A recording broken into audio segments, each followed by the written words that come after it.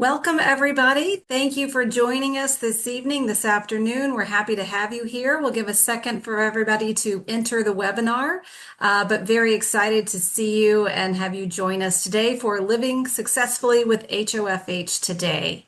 My name is Allison Jamison, and I am Vice President and Treasurer of the Family Heart Foundation Board, and I am also an individual who lives with homozygous FH. And we are excited to have experts and other lived experiences tonight to share with you and to get to your questions on tonight's webinar. So I'll go over a little bit of housekeeping as we get started.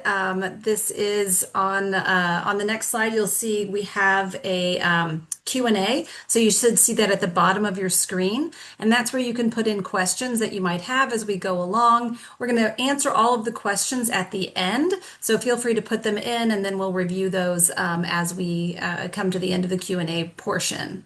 And I'd like to tell you a little bit on the next slide about the Family Heart Foundation and our mission. We are working to save generations of families from heart disease by identifying and improving care for familial hypercholesterolemia, FH, the homozygous FH format that we're talking about today, and elevated lipoprotein A. We utilize research, advocacy, and education. So we have webinars like the one we have tonight. The picture that you see here is us on Capitol Hill advocating for patients and caregivers.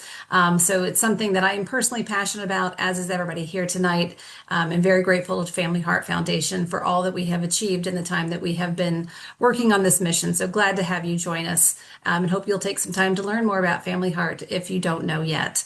And you can learn more about us by connecting with us.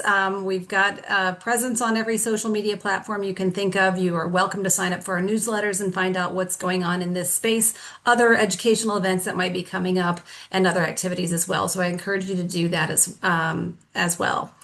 A little disclaimer about tonight. This is intended for informational purposes and is not intended to replace medical advice or provide diagnosis or treatment.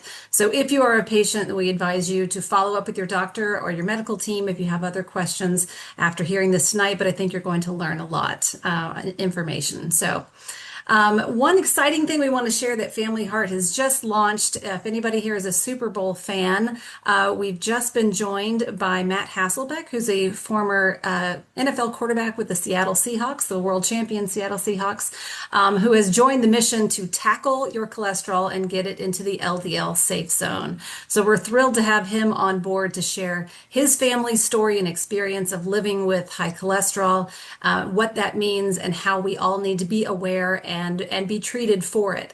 So this has recently launched just this month. Again, we're super excited, and you can see a little bit on the next slide of the reach that we've already had with the Tackle Cholesterol campaign.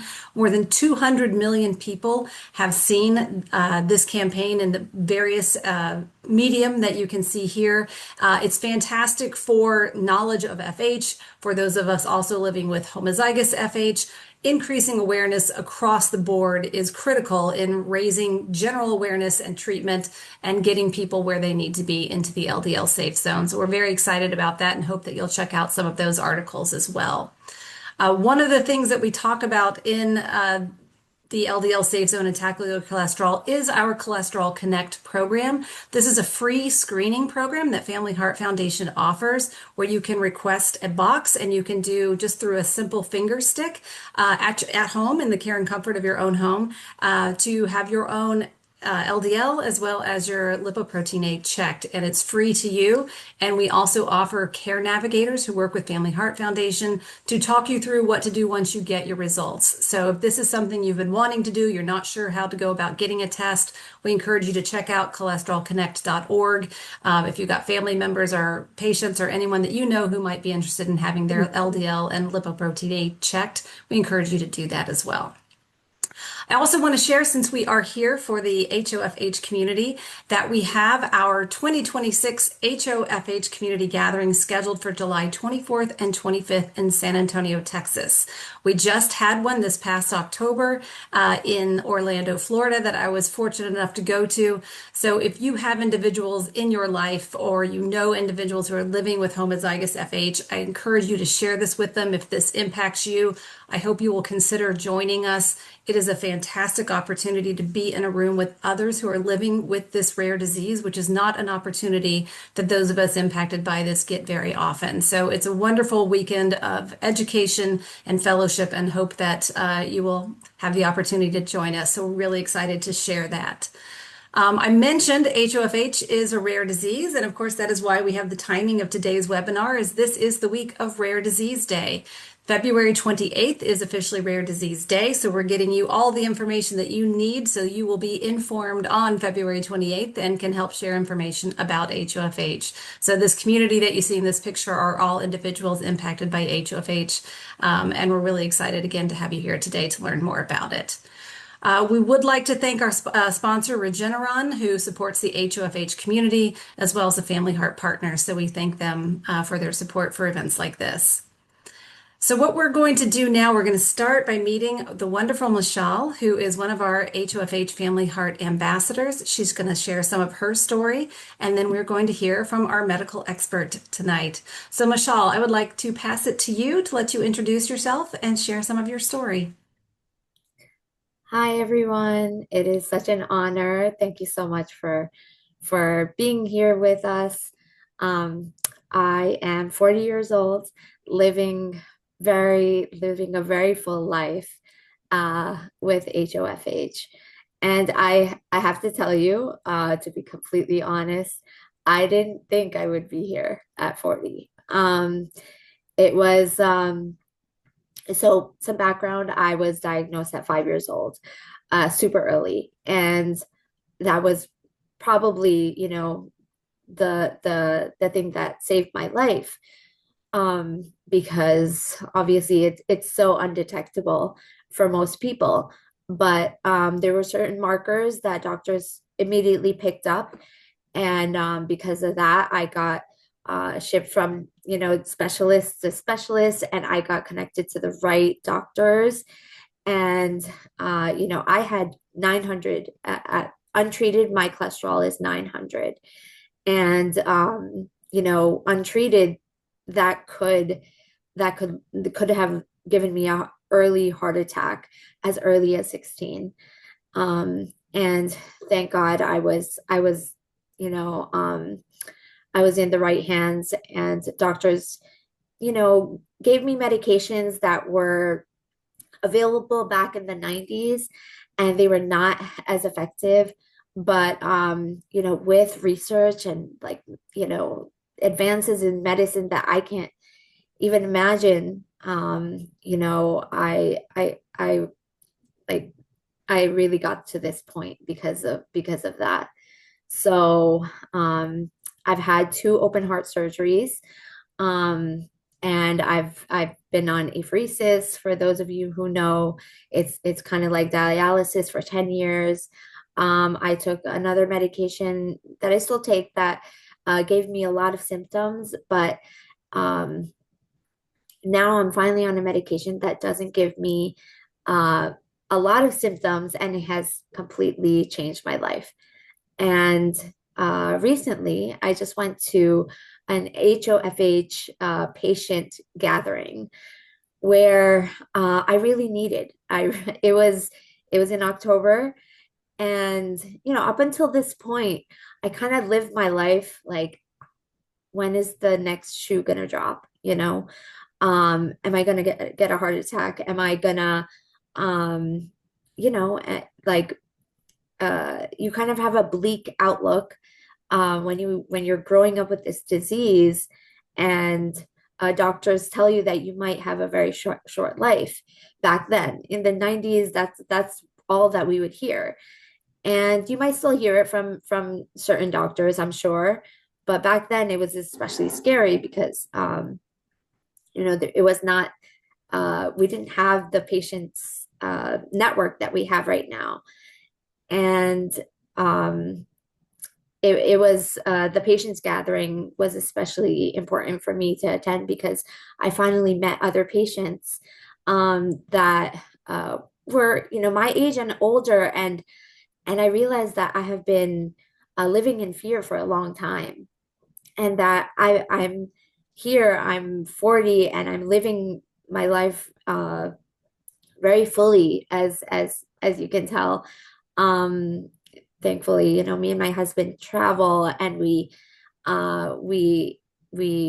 enjoy our lives. I want, I see so much more of a bright future now that I went to the patients gathering, to be completely honest. So it was it was a wake-up call that I was kind of living a very limited view with a limited view of my life. And I realized that I've been holding myself back. So yeah, I mean, I kind of just like uh, made my story very concise for time purposes. But um, yeah, I've had quite a journey till up until this point, and there's so much hope for people like us that have been told one thing from, like, because of data um, and science, but also there's so much hope because of that data and science now that, because medicine is evolving at an amazing rate. So yeah, there's just wanted to really emphasize that point, that there's so much hope. Absolutely. And I know as somebody, we had the chance to be together at that event in Orlando, and it's very moving. And I think to know that we are sort of defying the odds we were told as we were growing up, because I'm one of the older than you people. But it changes the way you look at your entire outlook. And I think what you've talked about has really highlighted why it's so important for us to share the education, because we need people to know, and we want the doctors to see the hope and to share the hope with their patients as well.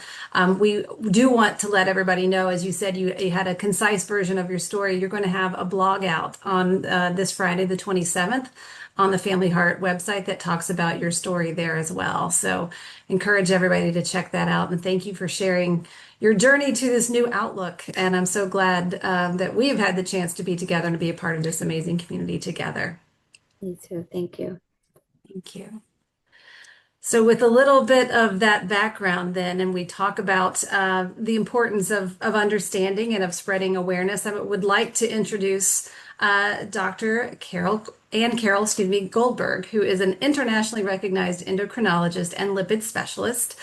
She's a professor of medicine at Washington University School of Medicine and a leader in the treatment of severe lipid disorders, including familial hypercholesterolemia and HoFH. She was also with us in Orlando, so we had the wonderful chance to see her there. But her work spans both clinical care and research. It includes clinical trials on lipid modifying therapies and national guideline development in cholesterol and hypertriglyceridemia management.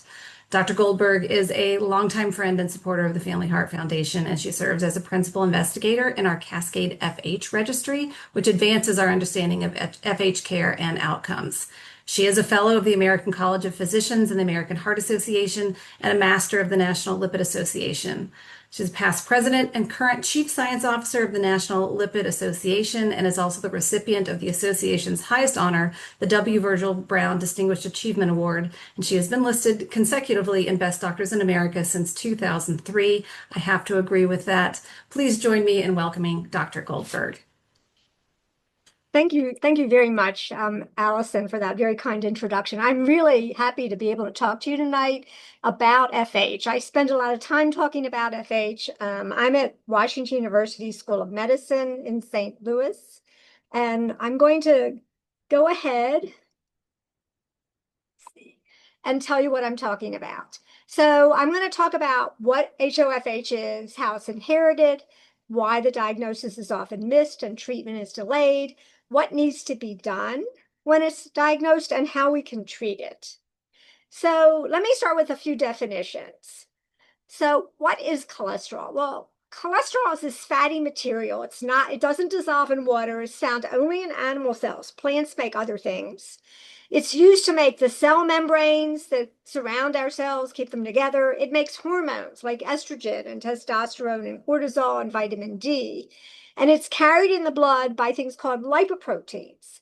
75% of the cholesterol that's in the body is made by the body, mainly the liver, and about 25% comes from the diet, unless you are a vegan and avoid all animal foods. So what about lipoproteins? LDL stands for low density lipoprotein. A lipoprotein is a combination of a lipid, which means fat, and a protein. And these are particles that carry cholesterol and triglycerides, which is another kind of fat used for fuel in the body, around the body. Think about oil and water not mixing. You got to get these things transported around. LDL is the major carrier of cholesterol in the blood, but high levels of LDL lead to plaque, that starts blockages in the arteries. HDL is another one called high density lipoprotein. Higher levels may be helpful. So what about homozygous FH? Let me tell you about homozygous FH. First, starting with familial hypercholesterolemia, or FH.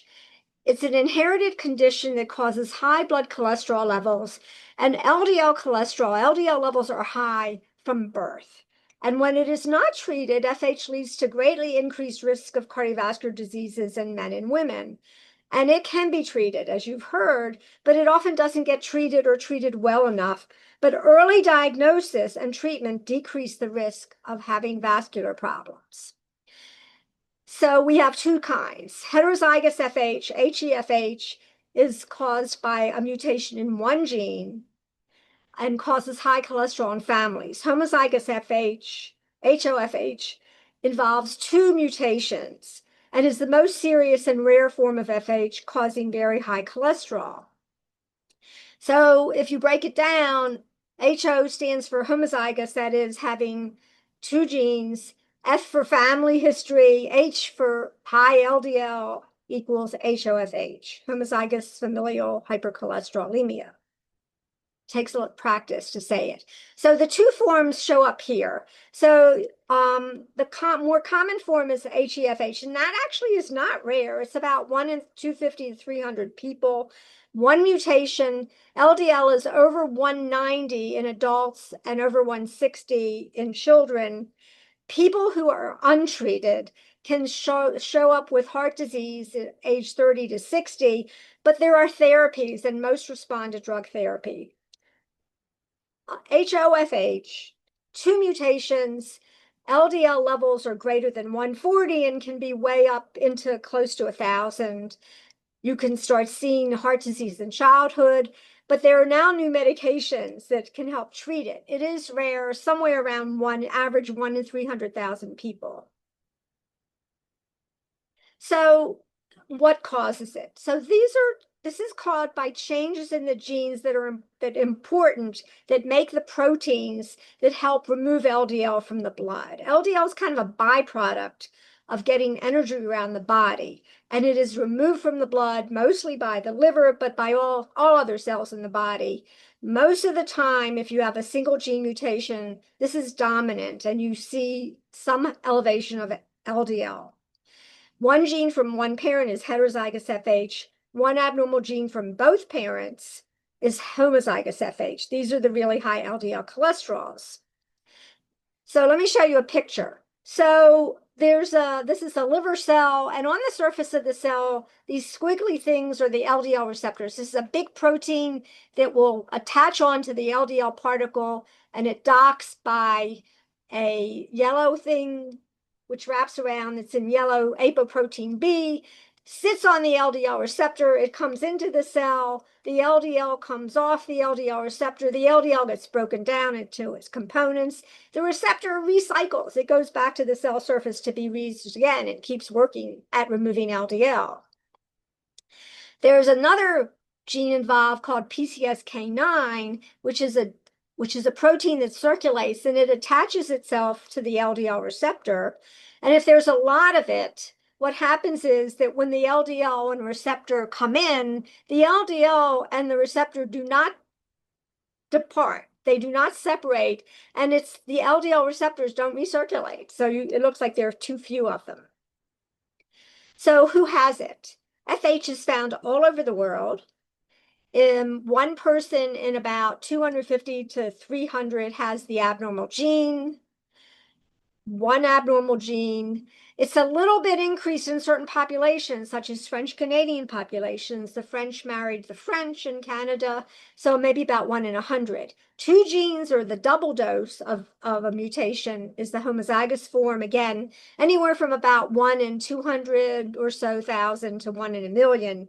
But this means that over 12 million people have FH worldwide, and in the US, from anywhere from like 600,000 to 1.5 million people have FH. The heterozygous form is common. The homozygous form is the rare form. So what's the problem? Well, high LDL levels increase the risk of premature heart disease. If you don't treat this, before we had really good treatments, the average age for starting to have cardiovascular events like heart attacks, strokes, chest pain from blockages would be about 40s in men and about women in their early 50s. And in fact, although less than 5% of heart attacks occur in persons 40 or younger, the presence of FH is associated with a 20-fold increase in risk of heart attack by age 40. So the inheritance is shown here. There's a heterozygous pedigree and a homozygous pedigree. So one person can give the abnormal gene to any one of their kids, and each kid has about a 50-50 chance of inheriting an abnormal gene, which they can then transmit to their child, who can then transmit it to their child. The homozygous pedigree typically looks like both parents having an abnormal gene. And so what happens is, if both parents have FH, each child has a 1 in 2 chance of having the heterozygous FH and a 1 in 4 chance of having two genes, the homozygous FH. Also a 1 in 4 chance of not having it all. So there are physical findings that can be seen in homozygous FH, but they're not always present, and they can actually be misunderstood. So what you can see in this picture are things called xanthomas. Xanthoma means yellow swelling. And so they can be in the tendons, they can be on the surface of the skin. A typical place that they're found is the Achilles tendon, the back of the ankle. You can also see yellow patches near the eyelids called the xanthelasma, and something called corneal arcus. So cholesterol starts coming out of solution and sits there permanently at the edge of the iris. Doesn't interfere with sight, but you see this white ring. And if you see the white ring a full white ring in somebody under the age of 40, because it often shows up with aging, if you see it in somebody under the age of 40, 45, that suggests they've had a high cholesterol a long time. The xanthelasm on the eyelids are not always associated with FH, but can often be seen in homozygous FH. This is just more of how these can be really big on the Achilles tendons. They can cause problems with shoes, actually, and they can cause inflammation, and people get tendinitis. This is another picture showing how thick the Achilles tendons can be.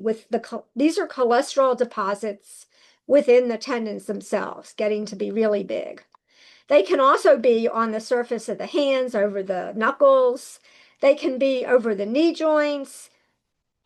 And you can see what are called planar xanthomas, particularly in homozygous FH. And these are these flat yellow patches that are kind of raised, and they occur in various places on the body. And so from a 5-year-old untreated, you can see that at 17 and 21, the big tendon xanthomas on the tendons can get huge and very, very large. So they're not always present. But sometimes, even when they're there, people don't find them. People don't necessarily find them on the Achilles tendon, or they see these things and they don't know what they are. Or they say, well, this ring around the eye may not even be looked at unless you have an ophthalmologist who notices it. So what you can happen is that they're misunderstood sometimes. So take the situation with these patches on the skin in various places, and particularly over the knees in small children, they can be confused with things like a viral problem called molluscum. So this is actually the mother of my patient speaking, and she said that her cardiologist said that he had children in his practice with high cholesterol, but never as high. So for 7 years before her daughter developed these yellow patches, she thought she had a perfectly healthy child. And the bumps on the knees eventually she eventually had a cholesterol check, which was over 700, and then came to see me.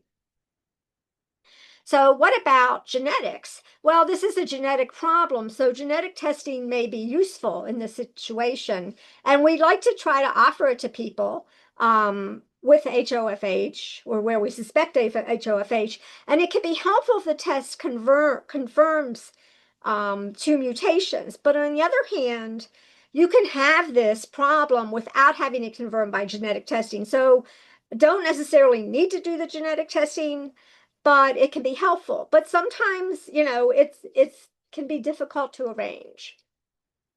So FH does involve the entire family. And part of the way it involves the family is because of the effects of very high LDL cholesterol. And what you can see here is a normal artery and then an artery where there's starting to be areas under the wall of the inside wall of the artery where there's a buildup of cholesterol deposits called plaque. And this is called atherosclerosis. And when the buildup gets to be enough, there can either be a clot formed that's like a dam blocking the entire vessel, or the entire vessel gets closed. And so you can end up with problems where if it's in one of the arteries around the heart, this can cause a heart attack. If it's one of the arteries to the brain, the carotid artery, you can get a stroke. You can get blockages to the arteries to the legs and have trouble walking. The other problem that you can see is thickening of the aortic valve such that it doesn't let blood flow through. And so you end up with problems there. So untreated, and this is a diagram from a paper of about over 10 years ago showing age on the bottom axis and the cumulative effect of LDL cholesterol. And the horizontal line going across is kind of the threshold for showing symptoms of heart disease. About 55 years of age in people without FH, in women, in 55 in men, 65 in women. And then if you add in smoking, high blood pressure, diabetes, triglycerides that are high, low HDL, lipoprotein(a) that's high, you can change that curve. If you look at the middle curve, is heterozygous FH, and untreated, you can start seeing symptoms by 30, 35. In the homozygous FH, the farthest line here that almost goes straight up, you can see very early heart disease and the early heart attacks, like in children. However, we can do something about it, and that's what I'm going to talk about next. We can change these curves. So finding FH, why is it missed? Why is treatment delayed? Well, the Family Heart Foundation has research that points to numerous reasons for this. There are conflicting recommendations about screening. I'll talk about the main recommendations from the AAP and NHLBI, but other groups have said, no, we don't need to screen everybody. So some people never get the idea about the guidelines, and so people aren't screened for a long time. But even if people get screened, it can take a while for clinicians to connect the dots. And a lot of people, a lot of doctors and other clinicians think homozygous FH is so rare that they will never see it. And when it walks into their office, a patient with it walks in, they don't recognize it. They also think that everybody would have physical findings, which they may not because it can take some time. And then family history. Family history isn't always well done, and there can be reasons why you don't know. Everybody in the family died young or the person's adopted. So the recommendation is screen all kids. That's the best way to diagnose homozygous FH, but we're not screening all kids right now. Universal screening recommendations since 2011, screen all kids between the ages of 9 and 11, and again at 17 to 21. In between time, there can be changes in the levels. They often go down with puberty and rapid growth, so you may not pick somebody up if their LDL isn't too high. If you've got a child with a family member with FH or a family history of heart disease, start screening at age 2. The main reason to do all this screening is to find the kids with FH and treat them early. So what we want is this 9 to 11 and 17 to 21, but start earlier if there's a history. Early diagnosis and early and aggressive treatment are important and make a difference. So the implications are that if you screened everybody, okay, you're not going to find, you're going to find the 1 in 300 people with heterozygous FH, but you will also find the very, very high cholesterol levels in kids who have homozygous FH. The other thing is if you find a child with really, really high levels and their parents have no clue what their own cholesterol levels are, then you go back and screen the parents. This is called reverse screening. You need to do something right away. You need multiple lipid-lowering medications to get the LDL down. And if you diagnose it, if you actually make the diagnosis, what happens is that will allow access to newer medications that are approved for HoFH and do not require things like LDL receptors to work. So we really need to increase awareness and get people to their care. So what needs to be done when you diagnose? Well, you need to think about other things. You have to think about other cardiac risk factors as well. And so the other cardiac risk factors include things like tobacco use. No, of course, no one should smoke, but if you add smoking into familial hypercholesterolemia, things are not good. Tobacco smoking is toxic to the arteries as well as LDL being toxic to the arteries. So you really don't want two of those things. You want to treat high blood pressure, you want to diagnose and treat diabetes, and you want to find whether the diet is healthy and people don't exercise and improve general health. Healthy diet, low saturated fat diets, increased exercise. And then when we have somebody where we diagnose homozygous FH, we need to screen for heart problems right away. So we need to find a specialist who does this, and either a pediatric cardiologist or an adult cardiologist, depending on the age of diagnosis. The heart valves need to be looked at annually with this sonography and echocardiogram. And we want to do some coronary artery tests. And so actually the standard of care now is that you do what's called a CT angiogram. And a CT angiogram is a CT scan where you inject a specific dye to look at the coronary arteries, the arteries around the heart, and look for plaque. You also do ultrasounds of the carotid arteries, looking at the arteries to the head.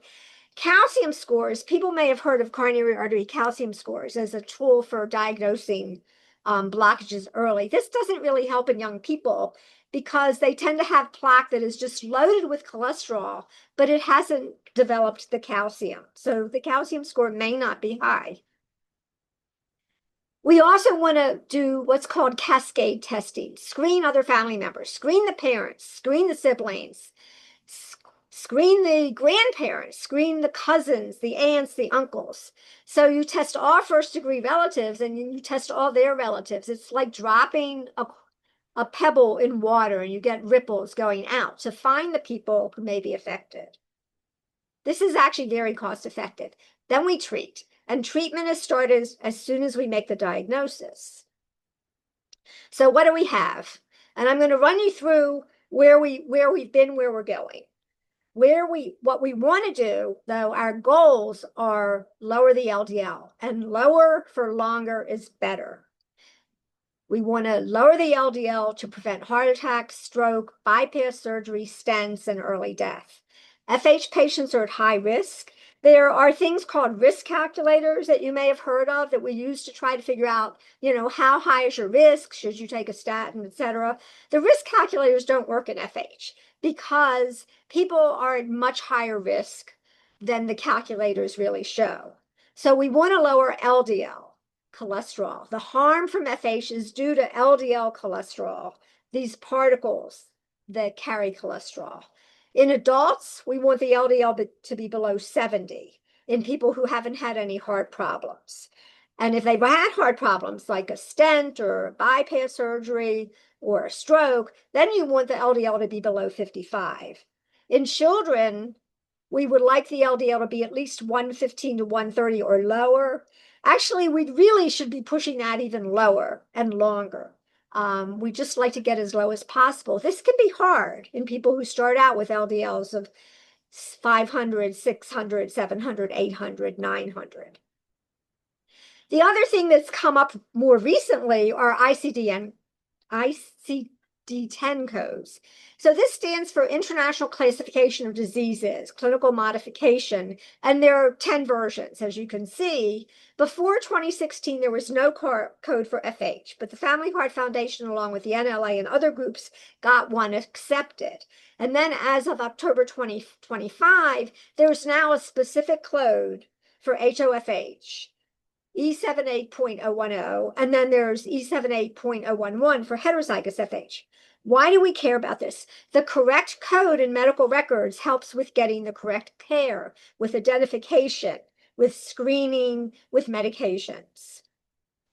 So the treatments. When I started in 1983, in July of 1983, we had niacin, which is kind of toxic at the doses we were using, so we don't use it very much, and bile acid sequestrants, these powders that were really hard to take.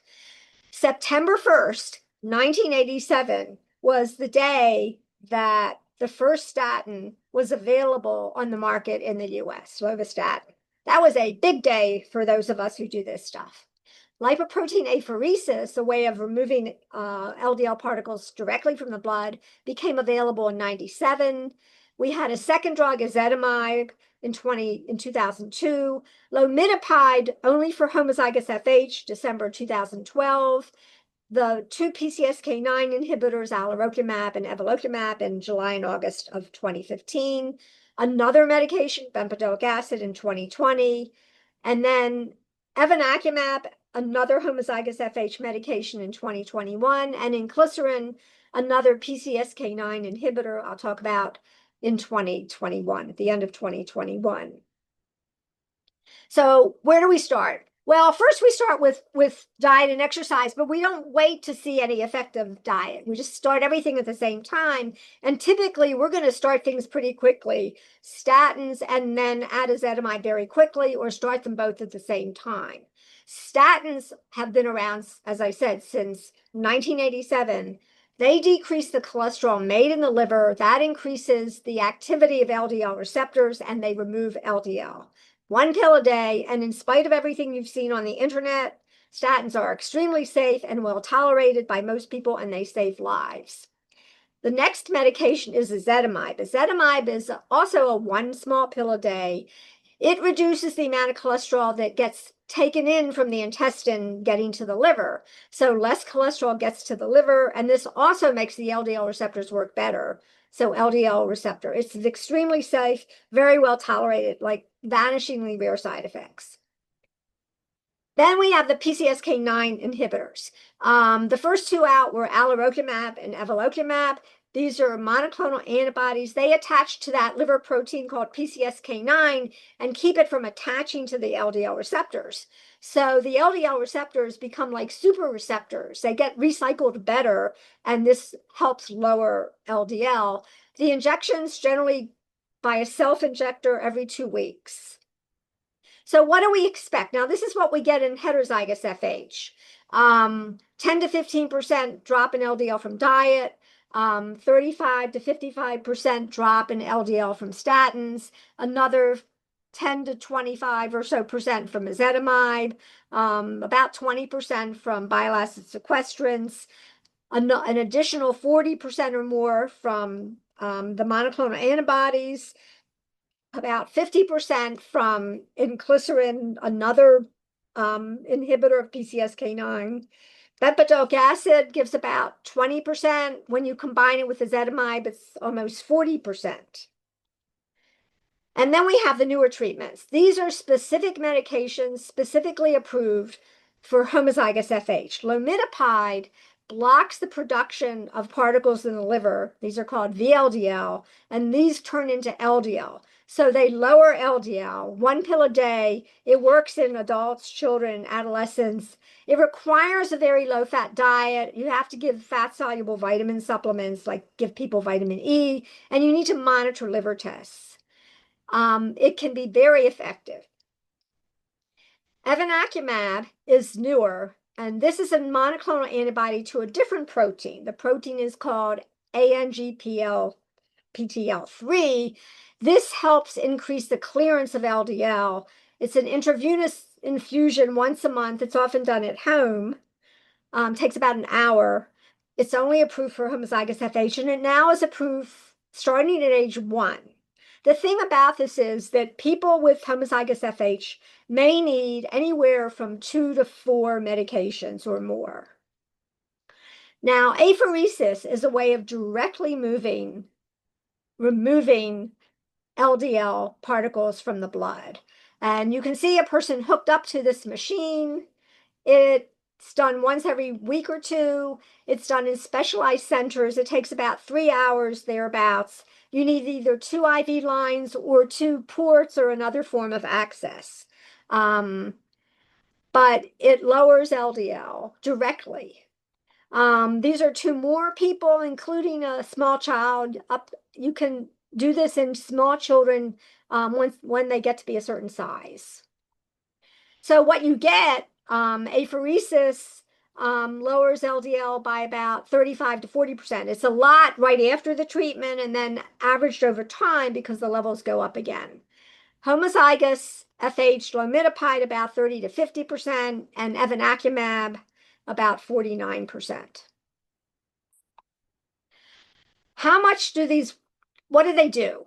If you look just at statins and you look at everybody on statins, for every 40 milligram per deciliter drop in the LDL, heart risk is a relative risk reduction of 20% per year, and that works for everything that lowers LDL. If you look at kids with heterozygous FH, this is a Dutch study, and they looked at 20 years worth of data. So they had a group of FH patients who began statins as children, and a group of parents who didn't have statin treatment until they were in middle age. The children, only one of the people had a cardiac event by age 40, but 41% or 26% of their parents who didn't get treated early had events. So early treatment made a difference. And also, none of the FH patients, the kids who were treated early, died early. And there were a few in the parents who were not treated early. So statins reduce events in adulthood in those with FH. We have new therapies. We have an oral medication. So instead of the injections, we've got a new oral PCSK9 inhibitor. We have a new PCSK9 inhibitor that's a monthly injection. We have something that works with another mechanism, a CETP inhibitor that lowers LDL by about 50% in heterozygous FH. And people are talking about gene therapy. That is where you actually make a change in the gene and then you get maybe a permanent effect. We also have therapies looking at new ways of affecting the molecule that evinacumab affects by sub-Q injections periodically. There are ongoing clinical trials for all of these things. So here we are, untreated. FH is a bad thing, but we have a huge opportunity for prevention. Okay, so where opportunity is shown here. If you look at the without FH curve, you're looking at that threshold about 55. If you look at the middle line and you start statins in childhood or adolescence, you can bend that line to change the onset of heart disease. This really bad jagged line for homozygous FH, if you start early, you can move that whole line. You can move the line to almost normal. To normal. Theoretically, if we get the LDL low enough, we're going to get to normal lifespan. So we have this incredible opportunity for prevention. So the key takeaways are that early aggressive LDL cholesterol lowering with combination of drugs is necessary in homozygous FH. And if the LDL cholesterol is over 300, sometimes it's a little lower, but if it's over 400, you look for homozygous FH. And you can find a specialist. You can connect with the Family Heart Foundation, find other people with the same problem, and get directed to help. So thank you very much, and I'm very happy to take questions. Well, thank you, Dr. Goldberg. That was so much great information. So I'll remind everybody the Q&A is there. You're welcome to put questions in there, and I will read them out loud to Dr. Goldberg and or to Mashal, so you can ask either of them questions. So we'll go ahead and get started. Dr. Goldberg, the first question, one of our attendees says, I have HoFH and my kids are 3 and 4 years old. How are kids screened? Is it just a blood test? You do something else? And at what age can treatment start? So, definitely can screen the kids at age 3 and 4. And this is a blood test. A lot of times pediatricians will just do a finger stick, something called a point of care in their office, or a heel stick or something else. Sometimes you can do it at the same time you're going in for one of your vaccinations, so that if somebody's already screaming, you may as well do it then. And then if the numbers are high, then you could go ahead and do a blood test, have a blood draw from a lab. And in heterozygous FH treatment, the drugs are approved starting at age 8. Although some people will start earlier if the LDL is really high and there's a bad family history. If the child has homozygous FH, you start right away. I mean, you just start immediately. If the kids cannot swallow pills, there are elixirs and other things that can be done. And so we have pediatric endocrinologists and other lipidologists and pediatric cardiologists who specialize in doing this in small children. So we are pretty aggressive because we think it works. This is another question sort of around diagnosis. Now there are ways that you can get your own genetic testing done at home. What if you get a result from a home genetic test that says you don't have FH or HoFH? Can you rely on that if you have other signs, I guess? Right. So a home genetic test depends. The problem is that there are something in the range of 1,000 mutations in the LDL gene, receptor gene. And so not all of them have been found. Many of the home kits, things that had been done before, like 23andMe, only tested a certain number. So you might not actually find the actual mutation the person has. And it is actually possible that people can have mutations that have not been found yet. They can be new. All of the work on this depends on the collection of data from many, many thousands of people and looking at how many people have actual, the expression of the gene showing FH. So homozygous FH, you might not actually see this on a genetic test. But you can get the ICD diagnosis without a genetic test. It can be based on symptoms. Correct. And It is actually important to know that genetic testing, I can make a diagnosis of heterozygous or homozygous FH based on the clinical picture, the family history. And in fact, the National Lipid Association has just published a paper, an update on FH, and we emphasize the fact that you do not need a genetic diagnosis. It's not even always possible to get this done. And so, and there are situations, a fair number of people actually can have FH and not have a mutation. Mhm. Okay. Got another one for you, Dr. Goldberg, and then Michelle, I'm going to come to you. So the question is, do we know why HoFH seems to cause aortic stenosis first? Well, it's not always first. There's kind of a variation. Some people show up with aortic stenosis because that's the first thing that happens. They have a murmur and nobody's looked at their coronary arteries. Why it causes this? It looks like there's deposits of plaque above the aortic valve in homozygous FH, and it's a little bit unclear exactly why this happens. But in at least one of my patients, who was diagnosed very young, needed an aortic valve replacement at age 11. And essentially, he'd been treated with apheresis, plasmapheresis, and he had a lot of cholesterol removed, but he still had a lot of scarring at the valve. So the timing of the AS varies, and there's actually data. People are looking at this. Okay, thank you.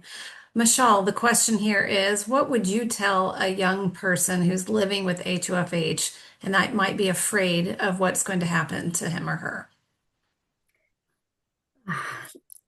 I I didn't go into my history because it would take so long to explain how much I've been through, and it's hard. It is hard. It's valid to be really scared.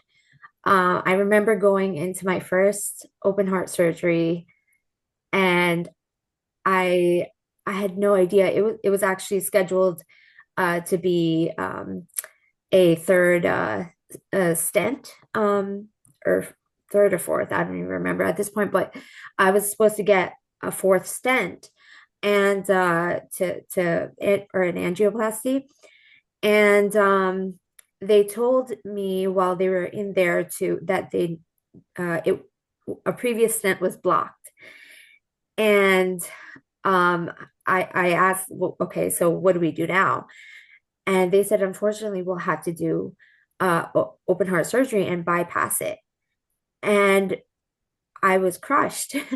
I was 22 and I had, this never even crossed my mind that I would need heart surgery yet. I was a heart patient. Like I had to grapple with the news that I was a heart patient so young. And then I need heart surgery. And it was scary, but like I look back at my life and now that I'm 40 and I've been through so much, and there was a point where I was like, I don't want another surgery. This was recent. It not that I know that I need one right now or whatnot. My cardiac visits have been really positive. Um, but there was a point where I was like, I don't know if I want another one. And then when I went to the patients gathering, I realized that's so selfish, of me to think of just me, because my life is not just me. My life is my parent, well, my mother, my father passed away from heart attack. But my mother, my husband, my siblings, and my life is not just me. And it kind of made me think that, made me realize that I need to fight for my life. I need to this life would be not as wonderful for my family if I wasn't in it. To be completely honest, it would be really hard for them to lose me. And so when people, like, maybe say, like, I don't know if I want treatment, you hear people saying that. And I understand when life is, when you've been through so much medically and it's scary, and, all these, like, you don't want to be a heart patient, so young. And everyone says you're too young to be a heart patient. Yes, you are. And like, I wouldn't get to this point in my life if I didn't have all my health issues either. I wouldn't be as grateful. I wouldn't be as, um, have such like an amazing life. I think it's taught me so much. And not to say that you can't, have an amazing life without it, but, um, to be honest, if I had a choice, I would have the same life all over again, because it's taught me so much. So. Yeah. And I was really struck, Dr. Goldberg, as you were showing that timeline. So knowing kind of what Mashal's life story has been, but this real just explosion of treatment options in the last like 10, 15 years compared to 1973 up until whatever 1987. Do you think that the path for somebody diagnosed younger, like even at 5 when Mashal was, that the outlook, the future will be a different experience than what she lived through? Is that a possibility? Absolutely. I mean, I think that getting the LDL down is going to make it makes a huge difference. And I think that the people where we're getting the LDL, the kids where we're getting the LDL down below 100, um, we're really going to see a totally different life trajectory. And my goal is that people do not get blockages and they don't need bypasses. They don't need stents. The aortic stenosis may be a little bit more tricky, but there are also other things happening. And we didn't talk about LPLA, which is another thing that happens, but we're also getting treatments for that.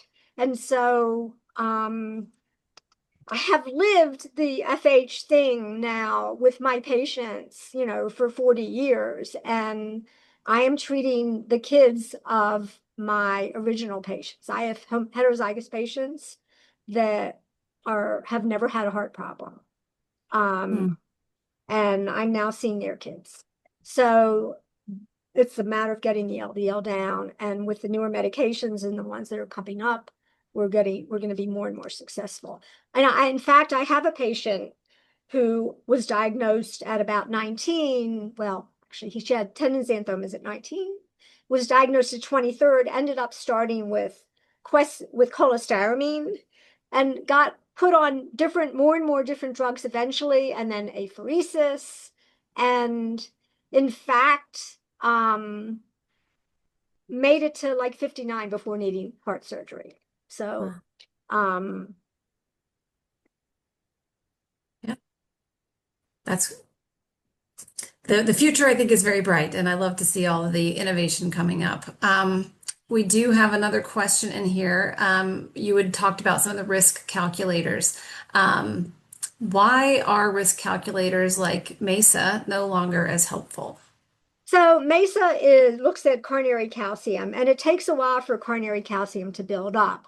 The problem is that you can be a young person with a ton of plaque. I mean, you can have lots and lots of cholesterol in your arteries, and it takes time for all of that to have calcium build up. And so, yes, there are FH patients who have very early high calcium scores. But at least when you're starting out and somebody in their teens or early 20s, you may not see that. And in fact, it becomes less useful because what happens is once you treat people, the calcium score becomes much less helpful.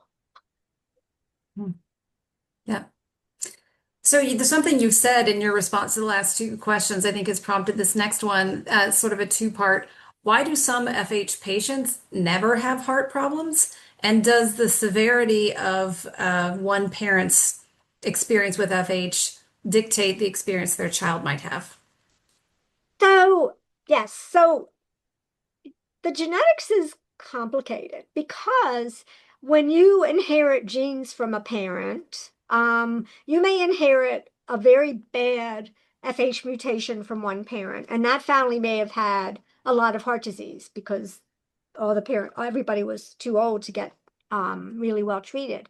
On the other hand, suppose your other parent has a really low cholesterol level and has a gene that lowers cholesterol. I mean, there are genes that act like ezetimibe that keep that you don't absorb as much cholesterol. So those are going to interact with each other. The other thing is there are rare cases, I mean, and rare of people with homozygous FH who never have heart problems. But they end up being so rare that people write up the cases and present them at heart meetings because this is so uncommon. It's kind of like, okay, you can do everything perfectly and still have problems. You can be a 5-year-old with an LDL of 900 and already have started having plaque develop.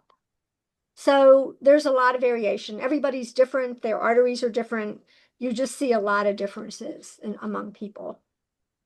And I think this would probably tie into that, but like Michelle mentioned, there were some treatments that she was on where she had really terrible side effects.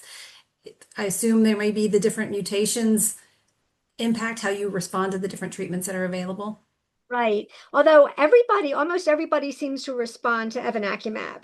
So you Hmm. can be somebody who has no working LDL receptors at all. That's called receptor null, and you get a 50% drop with evinacumab. Um, evinacumab works, pheresis works, you don't need receptors for pheresis, and lomidopide does not require LDL receptors to work. So different things do different things, and there's all sorts of um, complex biology in it. So it requires actually you have to take every person as an individual.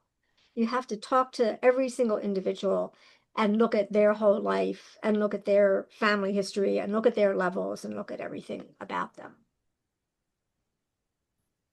I know we're getting close to the hour, so I think I just have one last question in the box, and then we have a few closing slides. But there is a question, I think, as people think about their families and their plans, are there any differences between men and women? I think we hear a lot about women's health and heart health being different. So are there differences in FH and HoFH as well? So, at least in heterozygous FH, women tend to have disease later as long as they don't smoke or have diabetes or other problems. I don't really see much of a difference in homozygous FH. I mean, basically, you're talking about LDL levels that are so high that they kind of overcome the effect that women have with having estrogen, which can be helpful in terms of decreasing risk. But there's really not a huge difference in homozygous FH. Mhm. Okay. All right. Well, I'd like to thank both of you for sharing your experience and your expertise. And thank you all for asking your questions. Hopefully, we got all of those answered. And as we prepare to close out, I'll just share a couple of quick reminders for everybody. We do have the HoFH event that Mashal spoke about, and I agree with her that I found it to be very inspiring and inspirational. And Dr. Goldberg was there to share her expertise as well, as we said. So hopefully you may be interested and able to join us in San Antonio. So mark your calendars for that one. If you are interested in getting some HoFH tools, some information, if you need to share with your doctor or a family member or a patient, there are materials available on the Family Heart website. So you can see it here, various downloads that you can have and print off or keep in a digital format. So we encourage you to do that. Clinical trials are another tool. I personally have been involved in several myself, and especially as we've seen this sort of explosion in options for HoFH, those may be more opportunities. So you can visit the Family Heart website again. You can see the web address here to search for clinical trials that may, if you're interested, they may be ones that you can participate in. Reminder of our LDL safe zone. There you can go here to learn more and share with others at how high cholesterol and who is at risk for heart attack and stroke if you have high LDL, and learn more about what the safe zone is for your LDL and how to get there. That's also, you see a little QR code there if you'd like to learn more about that. We've talked a lot today about diagnosis and about learning and your levels and understanding what that means. And if you need help and a partner on how to navigate your care, the Family Heart Foundation does provide a care navigation center. So we have full-time staff who work on that, who speak both English and Spanish. So we are happy to work with individuals and have you engage with us in that way. So please do that. Also, if you found tonight's event helpful, or if you've taken advantage of some of our resources or plan to, we would love and appreciate a donation to help us keep doing this important work to save more families and more hearts. So you can find that on the website as well. It's a plethora of information. The other exciting news is we have our annual Family Heart Global Summit, which this year is going to be October 2nd and 3rd in sunny San Diego, California. We have patients, providers, researchers from all over the world, experts in FH and elevated Lp(a). Would love to have you join us there. So that registration will be opening soon, and we hope that you'll consider joining us there. And then we'll put a plug in. We mentioned Lp(a) came up a little bit through tonight, but Lp(a) Awareness Day is coming up next month. So we'll get our Rare Disease Day here on February 28th, and then we will be looking at March 24th for Lp(a) Awareness Day. These are conditions that can often happen together, but we're all in this fight together to save more hearts. So keep that on your calendar as well.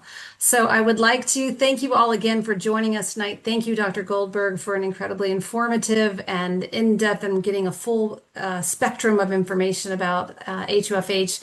And thank you, Mashal, for being here and for sharing your story and inspiring others. And a reminder to read more about her story on the Family Heart blog on this Friday for Rare Disease Day. So thank you again, everybody, so much. Wonderful event. We'll look forward to seeing you at the next webinar. Thank you so much. Thank you. Bye, everyone.